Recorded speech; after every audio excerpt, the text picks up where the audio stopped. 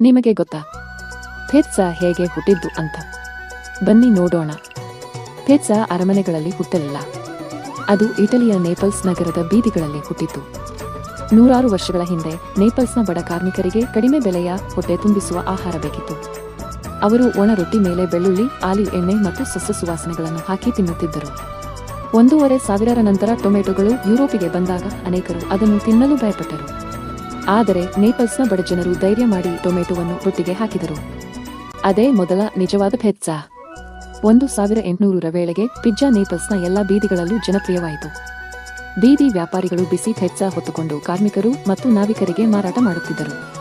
1889ರಲ್ಲಿ ಇಟಲಿಯ ರಾಣಿ ಮಾರ್ಗರಿಟಾ ನೇಪಲ್ಸ್ಗೆ ಭೇಟಿ ನೀಡಿದರು. ಅಲ್ಲಿ ಬೇಕರಾದ ರಫಾಯೆಲೆ ಎಸ್ಪೋಸಿಟೊ ಅವರು ವಿಶೇಷ ಪಿಜ್ಜಾ ತಯಾರಿಸಿದರು. ಟೊಮೆಟೊ, ಮೊಜರೆಲ್ಲಾ ಚೀಸ್, ತುಳಸಿ ಎಲೆ, ಇಟಲಿಯ ಧ್ವಜದ ಬಣ್ಣಗಳು. ರಾಣಿ ಅದನ್ನು ರುಚಿ ನೋಡಿ ತುಂಬಾ ಇಷ್ಟಪಟ್ಟರು. ಆ ಪಿಜ್ಜಾಗೆ ಪಿಜ್ಜಾ ಮಾರ್ಗರಿಟಾಯೆ ಎಂದು ಹೆಸರು ಇಡಲಾಯಿತು.